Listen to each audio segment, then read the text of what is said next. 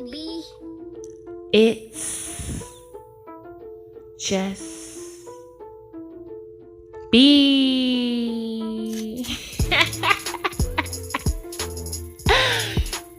That's just that. Ain't no more to say.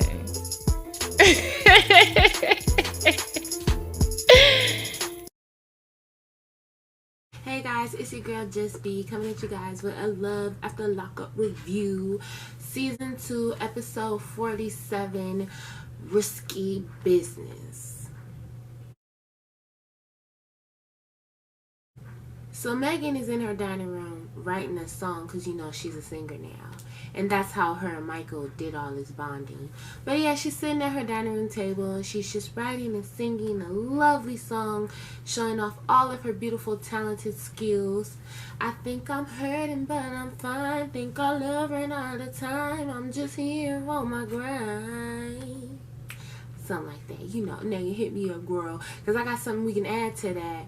Like, I'm over here looking foolish over a nigga who don't want me, calling his mama and she don't like me. You know, adding some more to it since, you know. Okay, we just keeping it realistic. Okay, anyways. So, you know, Megan is sitting over here wondering what's going on with Michael. She hasn't talked to him in 3 weeks. And, you know, as a side chick, when you haven't talked to someone who does not belong to you for X amount of time, you begin to worry what has happened to him. So Megan is so concerned that she decides that it's a good idea to call his mother, the same mother who they left on bad terms. You know, the same mom that she was in the car with, and the mom was trying to figure out why, after she found out that she's married, that she's still trying to be with Michael. Like, she's the really only one, and their engagement really meant something. So Megan is on the phone with Michael's mama, and Michael's mom, in so many words, was like, listen, I don't know where he at. I don't know where he be. He ain't worried about me. I ain't worried about him. I ain't worried about you. Don't call me. I really don't like you. I'm trying to stay out your business. Bye. Like, in so many words, that's really what mama was saying. Like, girl, bye. Because she talking about, is he in Flint? Do you know? I haven't talked to him. Mama like, listen, I'm not giving you no information. She probably ain't even giving Sarah no information. So what make you think? Girl, Megan get off the phone talking about Michael's mom is pretty much a liar because she didn't tell Megan about Sarah. Girl, okay, but you know about him now, you still chasing him. So, I mean, if you can forgive Michael for it, why you can't forgive his mama? I'm so confused. Moving on.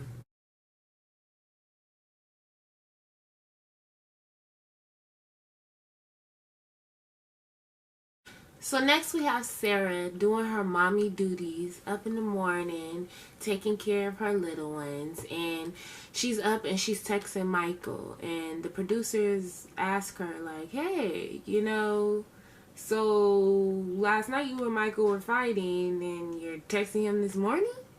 And she's like, yeah, me and Michael, we fight all the time. Like, and it's actually getting worse and worse each time. And then she was like, you know, me and Michael, we are the best people for each other, but also the worst people for each other. And it's like, sis, you just, what is it about the dryness of the ponytail that draws y'all to him? Please tell me. Is it the forehead? Is it the ponytail? Is it the wife beater? Is it when he braided sometimes? Like, what is it that just got y'all just so set on that nigga? Like, it gotta be magical. It gotta be magical. That's all I can say. But she said, listen, I'm just saying it for the kids. We going to therapy. He agreeing to it. I just want to make sure that we can co-parent and get this stuff together. Okay? Fast forward. I don't think... Sarah has a scheme up her sleeve, and we're going to see it next week. And I swear to God, her scheme better actually be something. Like, it better not be a dud. Like, I swear to God, it better be actually something. And then it's like, girl, okay, you doing all this custody and all this other stuff. You clearly really aren't over Michael. Like, you doing all this stuff Like, is it just to get his attention because he ain't giving it to you no more? Like, girl, I don't know, Sarah. Sarah, I just want you to keep it about the kids, girl. I just want you to keep it about the kids.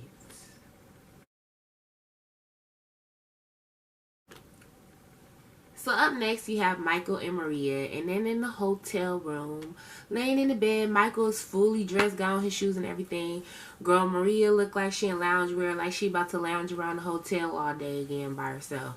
So, Michael's pretty much just telling Maria about how he agreed to go to therapy with Sarah, and he's just trying to make sure he does his stuff right, and can get custody of his girls, and he doesn't want to have to go to court, but if she can't, you know, kind of come to terms with him, then that might be the only option that he has.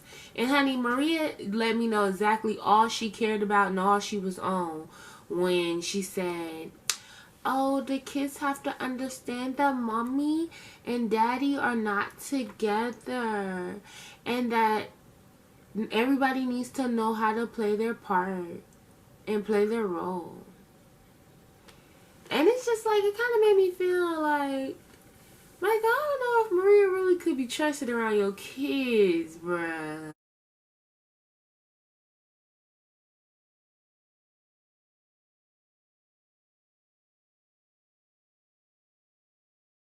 So now we move on to Michael and Sarah. They finally at the therapy session. Michael trying to play nice, okay?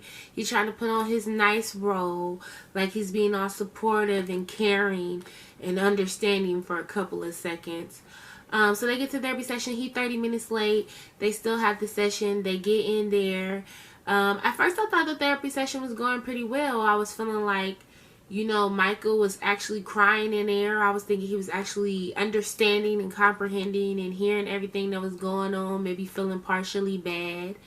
And I felt like the therapist was being neutral at first. And then the conversation took a turn. And it just kind of made me feel like Sarah says that that's her therapist and she's been going to that therapist for a long time to help her deal with her emotional issues. Why is Sarah still so emotionally triggered so quickly? Why? For someone who has been working through therapy for so long, why are your triggers so easy still? Because Sarah says she would never bad talk Michael to her daughter and yada yada yada, right? And the therapist asked Michael, did he believe that? He said no.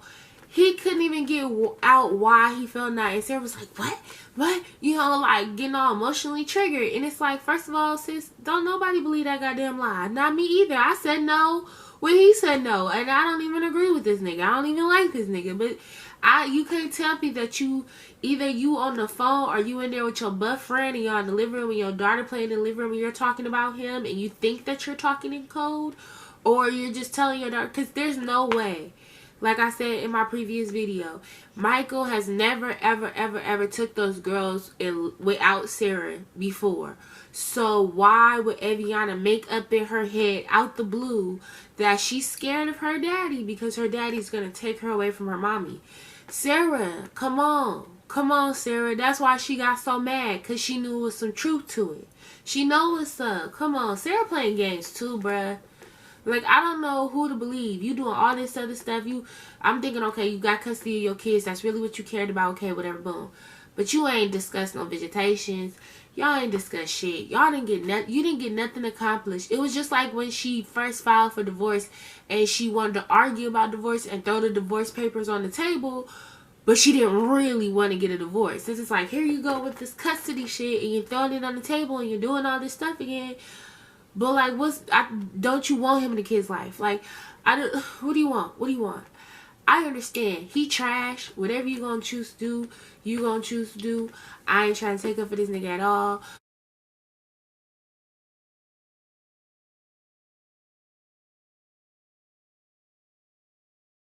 So up next we have Cheryl and Josh. So Josh gets dropped off. I don't know if it's coworker. I don't know if it's Uber. I don't know what it is.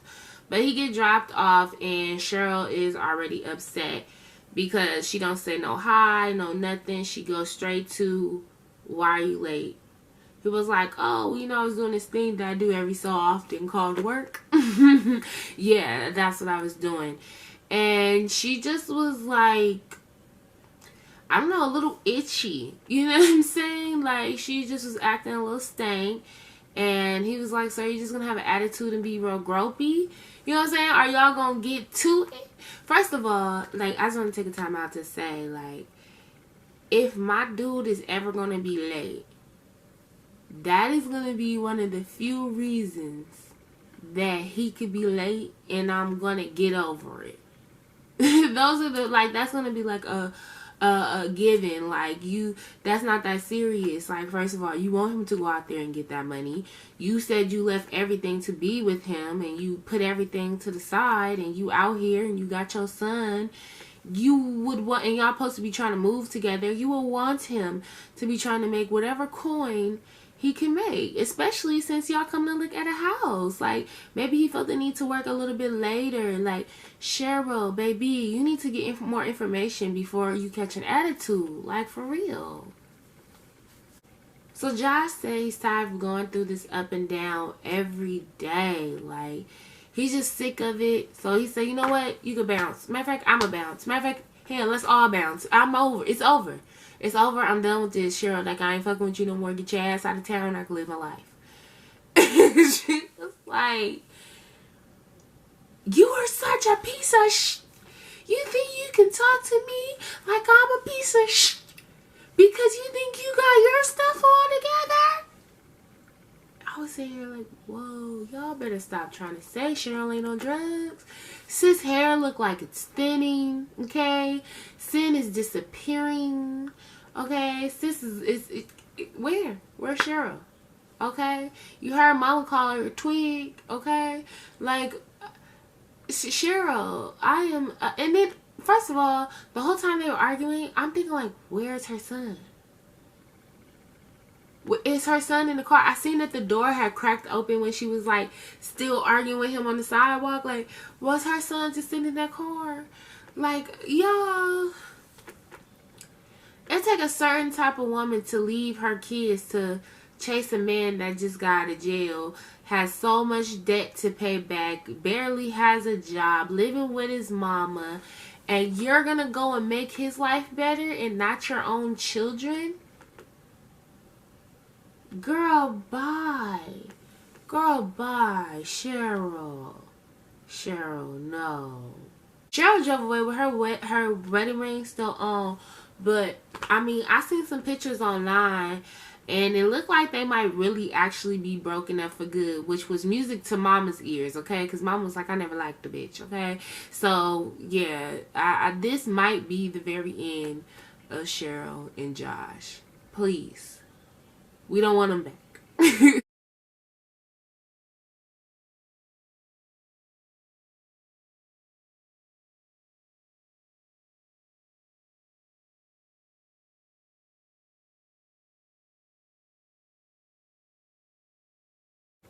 So producers come over to Clint and Tracie's house, and they come to the door, and they're looking around, and they looking for Clint, they looking for anybody, and they like, hey, Tracie, is Tracie in here? Clint like, hey, Tracie ain't here, she ain't answering her phone, she left. And when I tell you Clint was looking like this, I guess is his regular look. I'm not sure, but it just looked strange to me. I didn't know what I was watching. I really didn't. Like, I was like, is this the love after lockup? Like, Clint was in the hallway. Listen, I watched The Conjuring a few days ago. Like, you know what I'm saying? Like, I'm telling you, like, this creep me out sometimes. Listen, every time I see Clint and Tracie,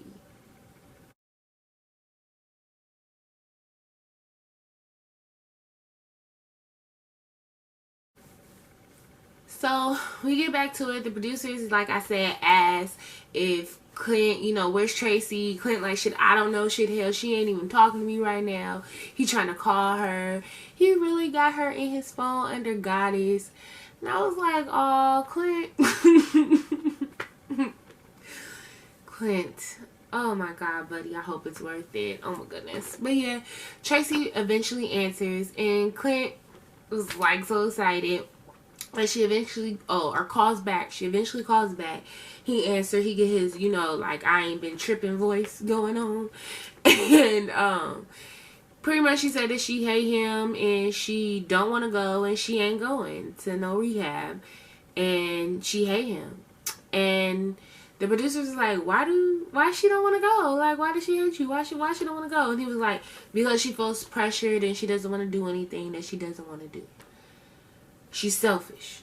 That's it. She's just selfish. But this is what I said in my last review. I'm like, listen, if she don't really want to go and she don't got no self-discipline, as soon as you go to work or somewhere, Tracie gonna be gone. I mean, because like Clint told us, he gave us a little bit more detail than I would have liked to have. But him and Tracie had a nice butterfly moment. And Clint said it was great, and he went to sleep because it wore him out, and he woke up, he didn't have a car, he didn't have a wife or a dog. And I just hope she don't sell that dog in the car. But like, if she was on some real bum stuff, and I'm not saying that she would be on some bum stuff, but if she was on some real bum stuff, then she would sell the car, but she would keep the dog, because you get more money as a homeless person when you have a dog. I don't know if that's facts, but it just seems that way. So Tracie's been gone for a week. I'm not sure when her court date is, but it would just be very, very unfortunate if Clint had to miss out on that $5,000. And if he did have to miss out on that $5,000, I really hope that he learned something from this experience and don't just take it as, oh, this is just an unfortunate moment. No, baby, this is a lesson. Moving on, we have Brittany and Marcelino. So Brittany and Gio come in the house and they have a surprise. It's a dog. It's a puppy. Half husky, half lab.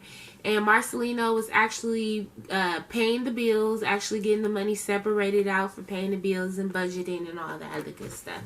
So Brittany bringing the dog in, you know, of course Marcelino, oh, this is really going to break the budget and a dog equals money and blah, blah, blah. And I know some people is like, okay, Brittany, right now is not the time to get a dog. Brittany doesn't know their financial struggle. Brittany don't know that they thousands and $1,000 down the damn tube. Brittany thinking we just getting a little puppy, it shouldn't be that much of a struggle. We got some money in the bank. Like, we good, right? You telling me we good, but I can't get a puppy? Like, you know that she going through this shit. She want to find her kid. If a puppy is going to keep Brittany sane and sober, baby, let Brittany get a goddamn puppy. Marcelino, I don't know what's worse, a nigga cheating or a nigga just lying. Because you lying about money. That's a big deal. That's a very big deal. That's a deal breaker. That is. Because if they end up having to get homeless or something because this nigga can't stop his poker addiction, which is nothing but gambling, which is legal in Nevada, no, that's a problem.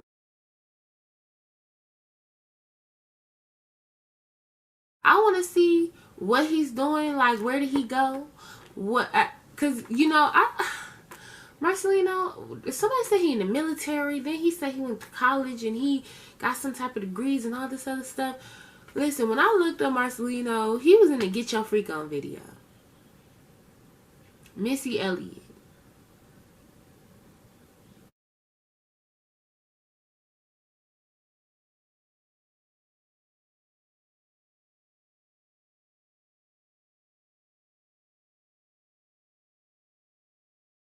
So next scene we have is Lacey and John. Okay, so Lacey, of course, runs straight to John. Straight to the halfway house to go to straight old John. And she goes there and she pretty much drops all the tea. All the tea. Tell him everything Shane did wrong and now calling him babe and letting him touch all on her and saying she want to be with him and she made a mistake. And Girl, it had me cracking up when she was like, you're gonna be mad, but I have a secret. And he was like, what, you pregnant? Like, I don't even put it past this bitch at this point. Like, what, you pregnant? You already got married on me. That was already like, what the fuck? But what, you pregnant? No, I got his tattoo of his name, like, right here. I think that's when John kind of stepped in a little bit of reality. Like, whoa, like, she really got married, was really with this man, got his name tattooed on her, has him living in her house, has her kids call him, like, I need him to quit acting like this is just some little, like, I know he keep calling him a young, stupid little punk or whatever, or a little ass boy, but this little ass boy is living your dream.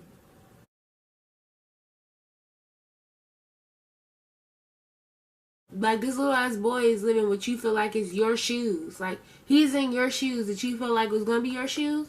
He's in those. Like, and he filling them out because it's like really messed up. It's like, Lacey, you complain all this time about Shane not having a job. Shane get a damn job, and what? In your spare time now you want to go find fucking John and do all this other stuff. I don't have time for Lacey. I don't. Lacey was calling him babe so much that it aggravated me. It was like, oh my God. But John really got to it. He was like, okay, so what's the plan? When are you going to tell him? How long? Like, now he asking real questions. Now Lacey doesn't have an answer because even though she sat on the couch and was so sure that she made a mistake and she loves John, when he asking her them real questions like, okay, when? What's the plan? She don't have one. She's talking about soon. What's soon? You know what I mean? Like, girl, she plan on playing with you, John. She plan on playing with you. And I'm so sad that you can't see it right now. You are very vulnerable. At this point, putting John and Shane against each other, if either one of them fight or one of them get hurt, that's a really messed up situation for either one of them. Like, and Lacey don't care. Lacey is so toxic. Lacey is so toxic. Like, girl, you don't care about John. And then I had seen somebody in the comment section was like, because Shane cheated, he just pushed Lacey right onto John. No, because when they was moving and Lacey was doing all that, oh, John, oh, I gotta find John bullshit, made that whole big argument and ended up storming off going to look for John, her ass just got molded because John was in jail. Like, that's it. Like, it messed up her plans because John was in jail. But she's doing exactly what she was going to do. I'm not surprised. We all knew she was going to go back to John. Can't nobody sit here and tell me that she wasn't going back to John. Even when I was doing the photos, I was like, hell, I might as well get a photo of John too because I know that he going to be somewhere in his damn storyline. Like, Lacey is the female Michael, but with plastic.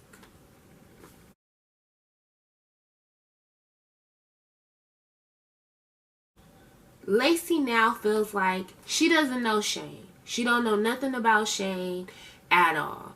She thought she knew Shane, but she doesn't know Shane. And even though Jean does drugs, he's never cheated on her that she knows of. The fuck? So Lacey is in love with John now. They make out. She still ain't gonna pick one.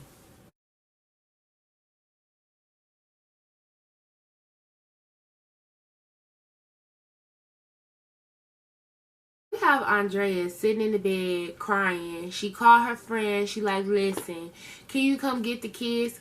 One side note, girl, they're not really kids. You really only got one kid. Like, Tennyson and Naya, ain't they like 17, 18? And when she say kids and just keep putting that emphasis on kids, like, it's just, it's sometimes it irked me. But anyway, she asked her if she can come pick up the kids. She like, yeah, girl, I'll be there in an hour. You know, Andrea all dramatically crying, all the stuff, whatever, right? So everybody go downstairs. They getting ready to eat breakfast or whatever. Sit at the table. Lamar come in. He like, it's all good. Is it good? She like, nah, it ain't good. He like, oh, okay. All right. So they eat it. Somebody asked for the eggs. Andrea like, I poisoned them. Now you're like, would you say that, bro? We all eating the eggs, bro. Even your 7-year-old is eating the eggs. But it was like one of those things where it was like, I think everybody had to think about it for a second and then be like, nah, she playing. Cause you just don't know what Andrea. You just don't know. Andrea tell all the kids, you know, y'all about to get picked up, you know, after breakfast. So then go ahead and get ready, cause she already on her way. So Lamar looking around like, bro, peeping the energy. He like, I'm about to leave too. What you just feel like you ain't? I'm looking at your energy, bro. I might have to leave too. And I start cracking up. And then she asked about the dinner, like, oh, how'd the dinner go? And he was like, well, you know, I was trying to do something nice for your mom. And she was like, what did I tell you? Talking about my kids, about me. What I told you about that? Don't do that. And he just instantly shut up, like, cause you could tell she was mad. She was shaking the leg. You know what I'm saying? She was sitting up there, like, you know. Stop.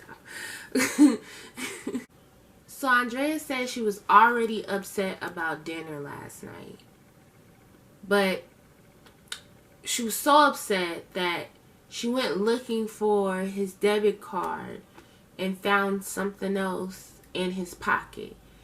And my first thought was, okay, bitch, what you find, a blunt? Like, was you some weed? Like, you know what I'm saying? Because you know how she treated his brother, you know what I'm saying, over his day little blunt. So I was like, well, what did you find? Like, what's the big secret? Like, what's going on? So she get Lamar, you know, the kids leave. Tennyson says, okay, bye, Lamar, see you later. Or, I hope to see you later. Alright. So now that the kids are gone, Andrea and Lamar are sitting down and she being so overly dramatic. But what she's trying to do is like say a little bit and make him say a lot, because she really don't have no information at all, but she know that he don't know. Like, she playing games pretty much she playing games. So he like, what are you talking about? She's like, I'm gonna show you the evidence. Come on, I'm gonna show you. You keep saying I'm gonna show you, and then you go right in your room and sit your ass down in your bed. I was confused. Like, so he gonna show himself? Oh, okay. So Lamar go in his pocket and he pull out condoms, and next thing we know, they're flying, and so is Andrea's hands, honey. She taking flight on Lamar, baby. Like, boop, boop, boop, boop, boop, boop, boop. Float like a butterfly, sting like a bee, baby.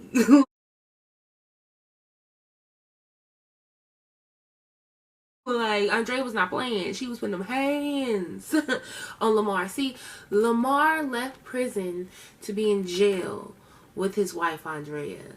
That is, like, she is absolutely bonkers. She's absolutely bonkers, and she absolutely in the wrong.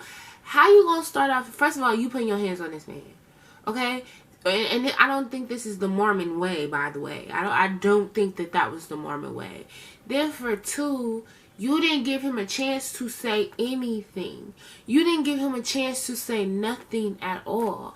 Them condoms may have been for you and him. Like, he may not want to have no slip-ups and have no more kids right now. He may feel like, well, you stayed in Utah. What are you doing in Utah? Like, girl, I was waiting to hear what bro was going to have to say, and you didn't give him a chance to talk.